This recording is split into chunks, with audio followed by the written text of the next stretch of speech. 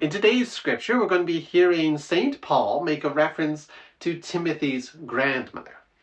Women like Lois and Eunice had important roles in the early church. Women were among the first disciples, the first to see the empty tomb, the first to preach the gospel message. And yet, despite that really good start, patriarchy looms large over the growing church. By the time Christianity becomes the official religion of the empire, the role of women gets reduced back to meet the expectations of society.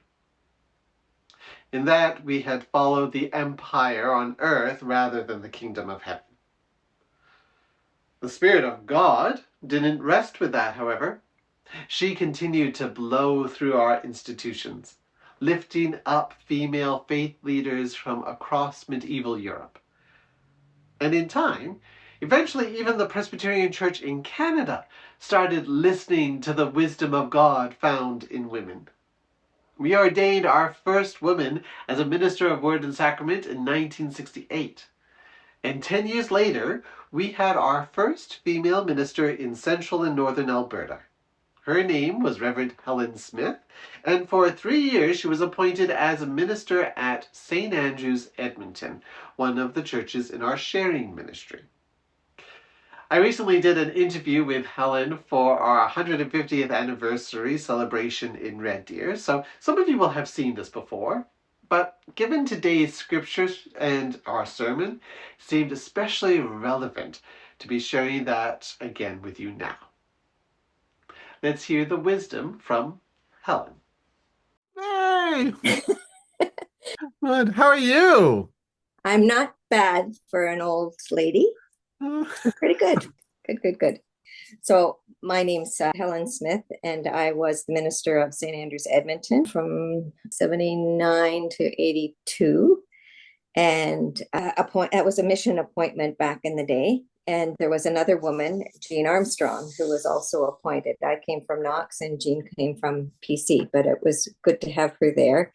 There was also a person, Lois Snyder. And so that was helpful to have them along as kindred spirits. The male clergy in the presbytery, I thought were really great and very supportive, very helpful.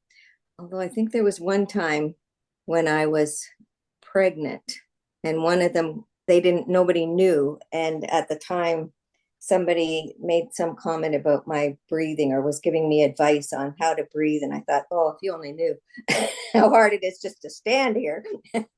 Anyway, and my session was very supportive too. They were very, maybe protective is a word for it. I do remember at the very beginning, I decided, well, how am I going to, they throw you out of Knox College and they think everything. And I thought, how do I do ministry? So I decided I was going to visit everybody in the congregation.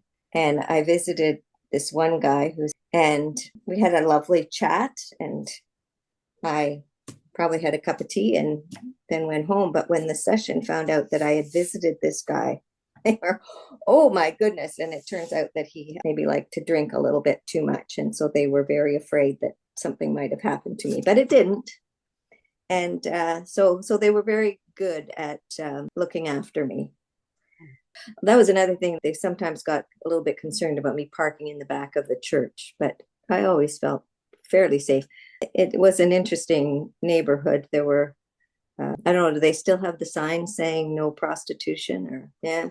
Anyway, the congregation was terrific. They were very kind. And I was the first woman, so they must have had a bit of an adjustment to make, but I didn't notice any. They didn't leave in droves as far as I can recall. And funny story, one of my paychecks, I took it to the bank, and we lived down in Mill Woods because Bob was the minister in Mill Woods. So I was the one who commuted up to the church. So I got my paycheck, not my first one, but one of my paychecks, and I took it to the bank. And I think it said probably Reverend H. Smith. And the bank teller, back in the day, you had to go in and talk to the tellers. So she handed it back to me and said, you have to get your husband to sign the back of this. I said, what? I said, I've never had to do that before.